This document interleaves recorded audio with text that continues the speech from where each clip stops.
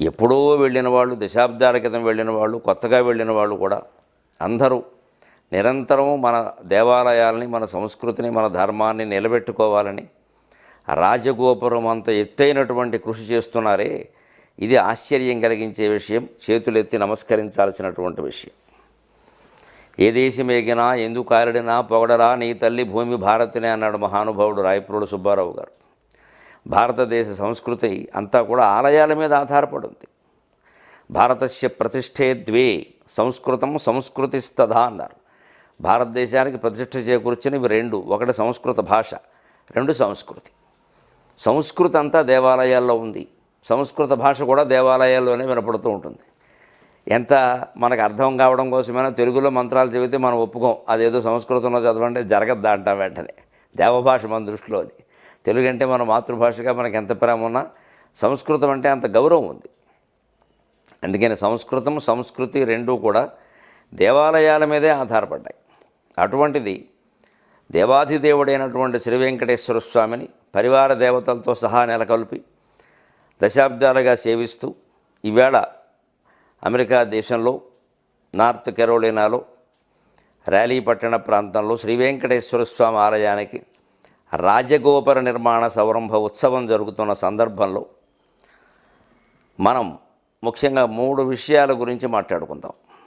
ఒకటి దేవాలయాల విశిష్టత, 2 రాజగోపురం ప్రత్యేకత, 3 సందర్భానుసారంగా కార్తీక మాసం ప్రత్యేకత. ఈ 3 విషయాలు మాట్లాడుకుంటే మనకి త్రిమూర్తులలాగా కార్తీక మాసంలో త్రిమూర్తులని సేవించినట్టుగా ఉంటుంది.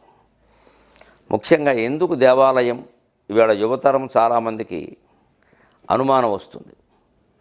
ఇతర మతాలను చూస్తున్నప్పుడు, ఏకేశ్వరోపాసన అంటూ కొందరు చేసే ప్రచారాలు వింటున్నప్పుడు,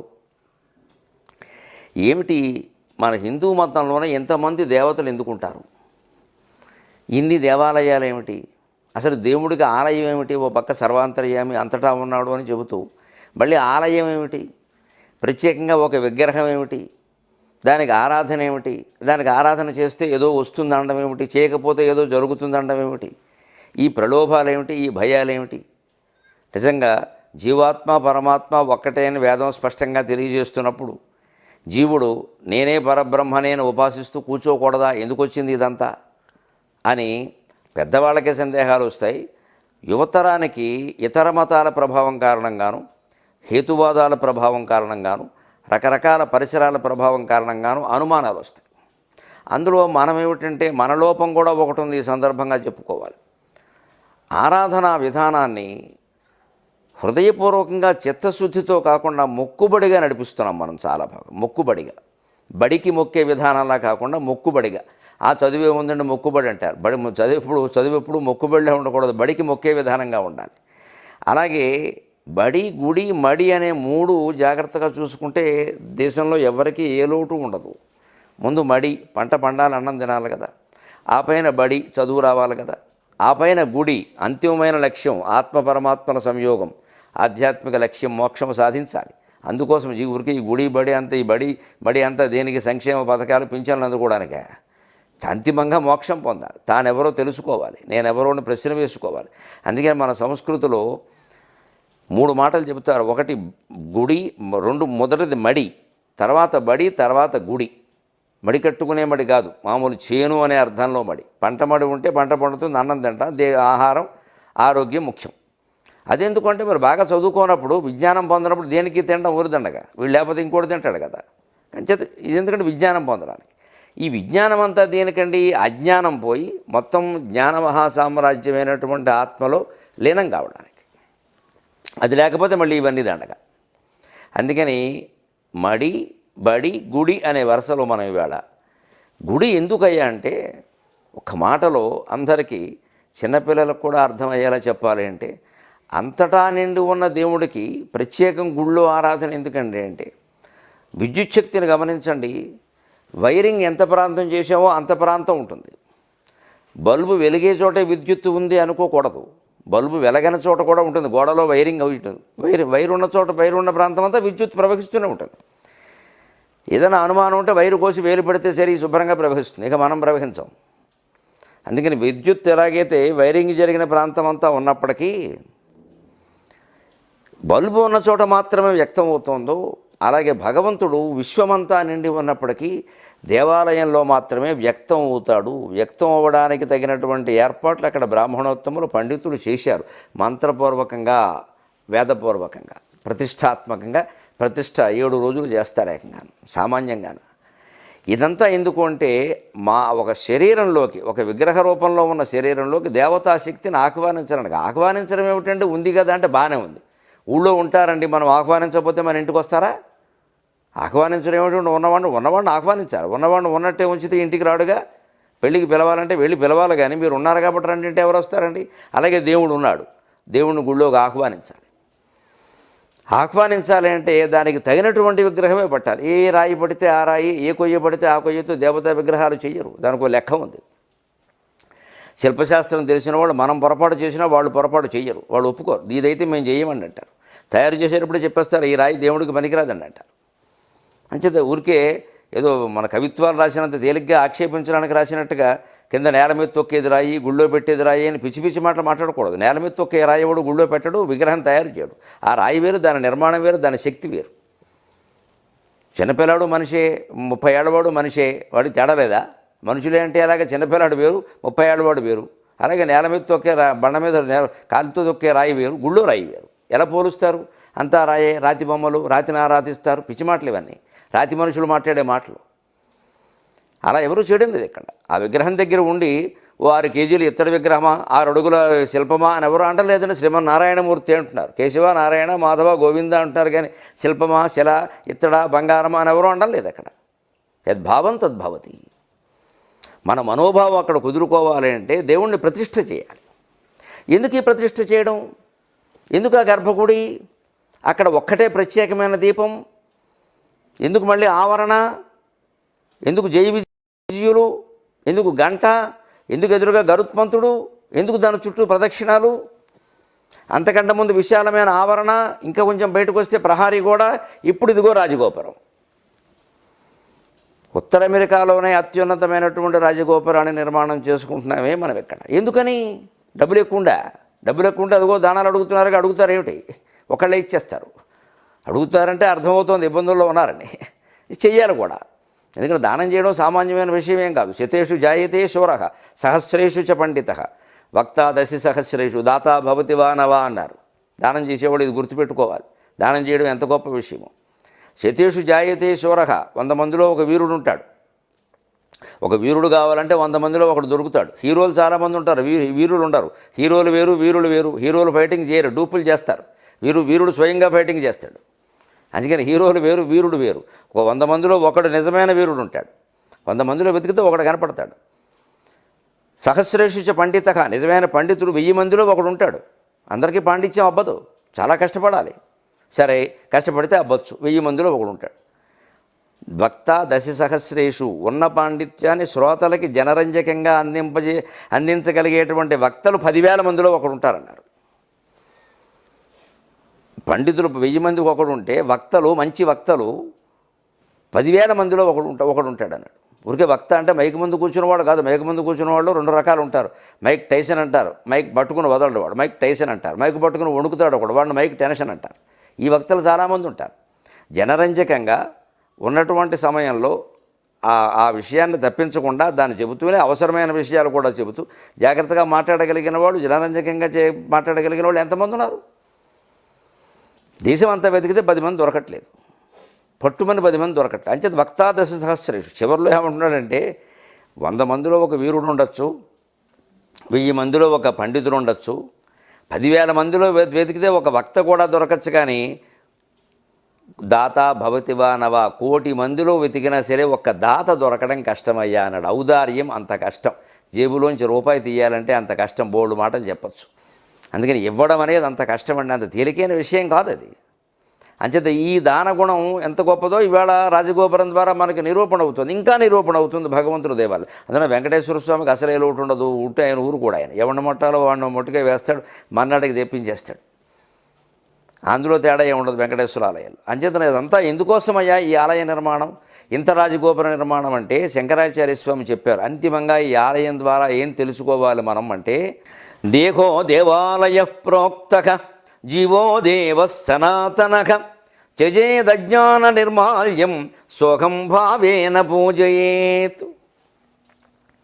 దేహో దేవాలయ ప్రోక్తక జీవో దేవ సనాతనక త్యజేదజ్ఞాన నిర్మాల్యం సోహం భావేన పూజయేత్. దేహ దేవాలయ ప్రోక్తక. ఓ భక్త శిఖామణి, గుళ్ళోకి వెళ్ళి వెళ్ళి వెళ్ళి వెళ్ళి జీవితాంతం వెళ్ళినా చివరకు నువ్వు తెలుసుకోవలసింది ఏమిటంటే నీ దేహమే దేవాలయం. ఆ విషయం తెలుసుకోవాలన్నాడు.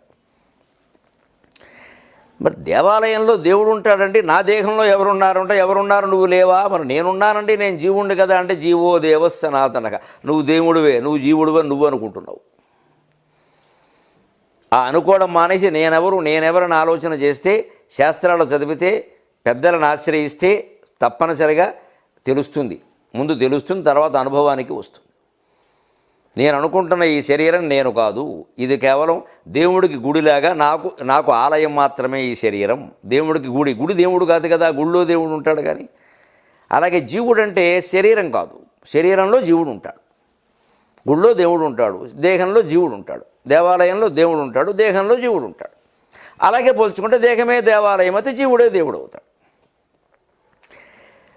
మరి నా దేహంలో ఉన్న జీవరూపంలో ఉన్న దేవుడు నాకే ఎందుకు కనపడడం లేదండి? ఇది విచిత్రంగా ఉంది కదా. నేను ఎక్కడెక్కడో తిరగడం ఏమిటి? ఎందుకు జరుగుతుంది ఇలాగా? సర్వాత్మనా పరం బ్రహ్మ శ్రోతురాత్మతయా స్థితం నాయాసో బ్రహ్మ విజ్ఞప్తౌ ఇది వేదాంతరిండిమఖ అంటారు శంకరాచార్య వేదాంతరిండిమ స్తోత్రంలో. సర్వాత్మనా పరం బ్రహ్మ, పరమాత్మ అంతటా వ్యాపించి ఉన్నాడు. శ్రోతురాత్మతయా స్థితం. అసలు ఈ ఎవరు ఎక్కడున్నాడని అడుగుతున్నవాడే ఆయన. ఆత్మతయా స్థితం. నేనెవరని ఆలోచిస్తే తెలుస్తుంది. నేనెవరో నాకు పేరు పెట్టుకుని ఒక మగతనం ఆడతనం ఆపాదించుకుని కులము మతము ప్రాంతము అన్ని రకాల ఆభరణాలు ఆయుధాలు తగిలించుకుని రకరకాల బంధాలు ప్రబంధాలు తగిలించుకున్నాక అర్థం కాని విషయం ఇది. ఇవి తొలగిస్తే కానీ అర్థం కాదు. తొలగించడం అంటే పైనుంచి కాదు, మనస్సులోంచి తొలగించాలి. అప్పుడే అర్థమవుతుంది. అందుకని జీవుడికి తాను దేవుణ్ణి నేను ఎందుకు అర్థం కావట్లేదు అంటే, గుళ్ళో ఉండే దేవుడు మాత్రం అస్తమానం కనబడతాడా అంటున్నారు శంకరాచార్య. గుళ్ళో ఉండే దేవుణ్ణి కూడా మనం ఏ వేళలో పడితే ఆ వేళలో తలుపు తీసి చూపించనండి, దానికి ఒక పద్ధతి ఉంటుంది. మీరు వేళకాని వేళ వచ్చారంటారు. పోనీ మనం ఏదో పెద్ద నాయకుడో అధికారో లేదా గుడి చైర్మన్ ఏదో అనుకుందాం, నేనే కట్టించానయ్యా గుడి నా కోసం తెలుపు తీయమంటే తీస్తారు. పోనీ ఆయన బాధపడలేక తీస్తారు. అప్పుడు ఏముంటుంది శివాలయంలో శివుడి మీద లేదా దేవుడు స్వామివారి మీద పూజించిన పువ్వులు ఉంటాయి, వాటిని నిర్మాల్యం అంటారు. మరి వేళకాని వేళలో వెళ్ళాం మనం. అదే పొద్దున్న వాళ్ళ ఆలయం తీశాక పెడితే అప్పటికి ఆ నిన్నటి పూజా ద్రవ్యాలన్నీ తొలగిస్తారు.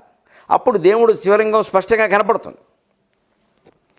నిన్న మారేడాకులు రకరకాల పుష్పాలు పట్టుకొచ్చి శివుడికి అభిషేకం చేసి పూజ చేసి అన్నీ చేశాక ఎంత ఎక్కువ వేస్తే అంత పుణ్యం. అది ఒకటి వచ్చిందిగా బాగా. ఎన్ని ఆకులు ఎక్కువ వేస్తే అంత పుణ్యం, ఎన్ని పువ్వులు ఎక్కువ వేస్తే అంత పుణ్యం, ఎన్ని నీళ్లు పోసేస్తే అంత పుణ్యం, ఇంకా పాలు పోసేస్తే ఇంకా పుణ్యం. ఈ అమాయకత్వం బాగా పెరిగింది. అందుకని బాగా పువ్వులు ఆకులు అన్నీ వేసేసామే అనుకోండి, శివుడు కనపడ్డు. మన ఆకులు పువ్వులే కనపడతాయి. ఇక అక్కడ నేనే వేసా అని ఒకళ్ళు, నేను లక్షపత్రి, నేను కోటిపత్రి, మొత్తం ఈ మెజారిటీ మిగులుతుంది. ఇక్కడ ఈ అంకెల భాగవతాలు మిగులుతాయి. అంకెలు అక్షరాలు గారడీలు. శివుడు మునిగిపోయాడు అక్కడ. ఇవన్నీ తీయండిరా బాబు, నాకు మావిడు కూడా కనపడడం లేదు అంటున్నాడు ఆయన. అవి తీయకపోతే దేవుడు కనపడ్డ కదా.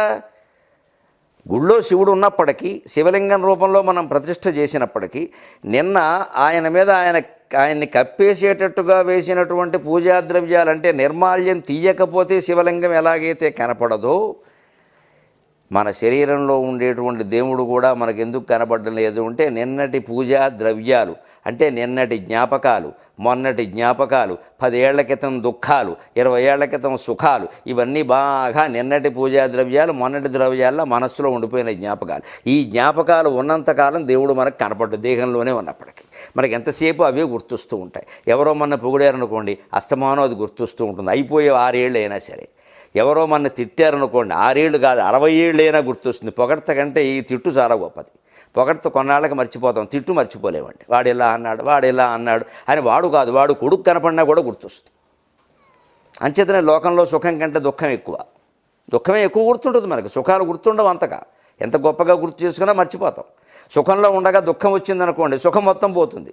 కానీ దుఃఖంలో ఉండగా ఎంత సుఖం వచ్చినా ఆ సుఖం మనస్సుకు పట్టదు మిత్రమా, గుర్తు చేసుకోండి, దుఃఖమే ఉంటుంది. అంచేతనే లోకం దుఃఖమయం. సుఖమయం అనడానికి వీల్లేదు. సుఖ దుఃఖమయం అని కూడా అనదు. 90% దుఃఖమయం, అందులో అనుమానం లేదు. ఇందులో సుఖం ఏదైనా ఉంటే ఈ నేను మాట్లాడేది మీరు వినేది ఈ గంటే. భగవంతుని గురించి మాట్లాడుకుంటున్నాం, ఆత్మవిచారణ చేస్తున్నాం. సుఖం అనేది ఏదన్నా ఉంటే ఇదే. ఈ మిగిలిన సమయం అంతా దుఃఖమే అన్నాను అడిగితే. మాట్లాడినా విన్నా ఎవరైనా చదువుకున్నా ఆధ్యాత్మిక గ్రంథం చదివినా అదొక్కటే సుఖం. ఇక మిగిలిందంతా అజ్ఞానమే. ఎందుకంటే ఇవన్నీ నిర్మాల్యమే. నిన్నటి జ్ఞాపకాలే, మొన్నటి జ్ఞాపకాలే, నిన్నటి దుఃఖాలే, మొన్నటి దుఃఖాలే. అప్పుడు ఇలా జరిగింది, అప్పుడు ఇలా జరిగింది, వాడిని వదులుతానా వీడిని వదులుతానా, ఇవన్నీ వస్తాయి. అదిగో ఇదివరకు ఇంత వైభవం అనుభవించా, ఇప్పుడు లేదు. ఇదివరకు ఇంత డబ్బు ఉండేది, ఇప్పుడు లేదు. ఇప్పుడు ఇదివరకు ఇంత అందంగా ఉండేవాడిని, ఇప్పుడు లేకుండా అయ్యాను. ఇదివరకు నేను 10 మైళ్ళు పరిగెట్టేవాడిని, ఇప్పుడు 10 అడుగులు వేయలేకపోతున్నా. చాలామందికి అయింది ఇది. కానీ మనం అనుకుంటూ ఉంటాం ఈ నిన్నటి జ్ఞాపకాలే గుళ్ళో శివుడి మీద పెట్టిన నిర్మాల్యం. చదివేది అజ్ఞాన నిర్మాల్యం అన్నాడు. గుళ్ళో నిర్మాల్యం తీస్తే కానీ శివలింగం స్పష్టంగా కనపడనట్టే మనం మనస్సులో పెట్టుకున్నటువంటి నిన్నటి మొన్నటి 10 ఏళ్ల కిందటి జ్ఞాపకాలన్నీ తొలగించుకుంటే తప్ప నిత్యము నమశివాయ నమశివాయ నమశివాయ, నమో నారాయణాయ నమో నారాయణాయ నమో నారాయణాయ, శ్రీమాత్రే నమః శ్రీమాత్రే నమః శ్రీమాత్రే నమః, ఇలా ఏదో ఒక మంత్రజపంతో మనలో ఉండేటువంటి మాలిన్యాలు, దోషాలు, జ్ఞాపకాలు, పుణ్యాలు సహా పాపాలు సమస్తం తొలగించుకుంటే తప్ప దైవ దర్శనం కాదు. పుణ్యాలు ఉంటే కనపడతాడు అనుకోవడం పొరపాటు. పుణ్యం బంగారు సంఖ్యల, పాపం ఇనప సంఖ్యల. సంఖ్యలన్నాక ఏదన్నా ఒకటే. బంగారంతో కంఠాభరణం చేయించుకుంటే బాగుంటుంది, కానీ కాలికి సంఖ్యలు చేయించుకుంటే ఎలాగా? మన సంఖ్యలతో ఓ చోట కట్టేశాక అది ఇనప సంఖ్యలైనా బంగారు సంఖ్యలైనా ఒక్కటే. ముందు కట్టు విడదీవయ్యా బాబు, బంగారం అయితే నాకే అంటాం. అంచేత పుణ్యం బంగారు సంఖ్యల, పాపం ఇనప సంఖ్యల, తేడా ఏమీ లేదు. రెండూ పోవలసిందే. ఊళ్ళోకి వెళ్ళి మనం రెండూ పోగొట్టమని దండం పెట్టుకోవాలి. వెంకటేశ్వర ఆలయంలో ర్యాలీ వాళ్ళందరూ గుర్తుపెట్టుకోండి. ఆలయంలోకి వెళ్ళినప్పుడు పాపాలు పోగొట్టమని దండం పెట్టకండి, పక్షపాతం అది. మొత్తం అన్ని పోగొట్టి నీలో కలుపుకోమని దండం పెట్టండి. నేనైతే అలాగే పెడతాను. పెడితే పాపాలు పోగొట్టు పుణ్యాలు ఎట్టిపట్టు దేవుడు అమాయకుడి కింద కనపడుతున్నాడు మనకి. పుణ్యఫలాలన్నీ మనకు కావాలా, పాపాలన్నీ ఆయన తీసుకోవాలా? రెండూ మనమే చేశాంగా. రెండూ మనమే చేసినప్పుడు మనమే అనుభవించాలి, లేదా మొత్తమే ఆయనకి ఇచ్చేయాలి. ఏదో ఒకటి చేయాలి కదండి. ఇదేం స్వార్థం అండి? ఇందుకే మనకి దేవుడు కనపడ్డు. ఎన్ని దేవాలయాలు కట్టినా, ఎన్ని కోట్లు ఖర్చు పెట్టినా, అమెరికా కాదు కదా ప్రపంచం అంతా కట్టేసిన, అంటార్కిటికా ఖండంలో కూడా కట్టేసిన మంచుగడ్డల మీద దేవుడు కనపడ్డు. ఎందుకంటే మన స్వార్థం, మన పక్షపాతం. మంచి అంతా మనకు ఉండిపోవాలి, చెడ్డంతా ఆయన తీసుకోవాలి. ఎక్కడైనా ఉందా ఇది? ఎవరైనా ఒప్పుకుంటారా? మనం ఎవరికైనా ఇస్తాం అలాగా? నా పాపాలన్నీ నువ్వు తీసుకొని నీ పుణ్యాలన్నీ నాకు ఇచ్చేయంటే మనం ఒప్పుకుంటామండి? దేవుడు లోకుగా ఉన్నాడు మనకి. దానికి తగినట్టే పురాణాలు పుస్తకాలు వస్తాయి. మా బోటిగాళ్ళు ఉన్నాగా, మీరు ఎలా చెప్తే అలా రాయడానికి. మీరు చెప్తే సంస్కృతంలోకి మార్చి రాసేస్తాం మేము. దానికేముంది? దానివల్ల మా ప్రయోజనాలు మాకుంటాయి. అందరం మాయలో పడ్డాం. దేవుడు విసిరిన వల్ల అందరం పడ్డాం. ఈ మాయలోంచి బయటపడ్డానికే శంకరాచార్య చెప్పిన భగవత్తత్వం. దేహో దేవాలయ ప్రోక్త జీవో దేవ సనాతనగా చేది అజ్ఞాన నిర్మాల్యం. నీలో ఈ భేదాలు బంధాలు అనే అజ్ఞానం తొలగించుకుంటే తప్ప ఏకమేవ అద్వితీయం బ్రహ్మ నేకనానాస్తి కించన తత్వమసి అహం బ్రహ్మాస్మి అనే వాక్యాల అర్థం తెలుసుకుంటే తప్ప నీలో ఉండే దేవుడు కనపడే ప్రశ్న లేదు అని చెప్పేశాడు స్పష్టంగా. శోకం భావేన పూజయేది. అందుకే ఎలాంటి పూజ చేయమన్నాడు ఆయన? సహ అహం, ఆ దేవుడు నేనే, ఆ దేవుడు నేనే, ఆ దేవుడు నేనే అంటూ పూజ చేయమన్నాడు. అందుకే చిదానంద రూప శివోహం శివోహం శివోహం శివోహం అంటూ మనం అర్చన చేస్తాం. నమ్మకం చదువుతుంటే, రొద్దుని చమకం చదువుతుంటే ఆ మంత్రాలే వస్తాయి. పూజ జరుగుతుంటే వెనకాల అవే పాటలు వస్తాయి, అవే పద్యాలు వస్తాయి. ఎవరా శివుడు? గుళ్ళో శివుడు కాదండి, మనమే. ఆ మనమే దేవుడు అని అర్థం కావాలంటే మన గుళ్ళో ఉండే ప్రక్రియను అర్థం చేసుకోవాలి. ఇప్పుడు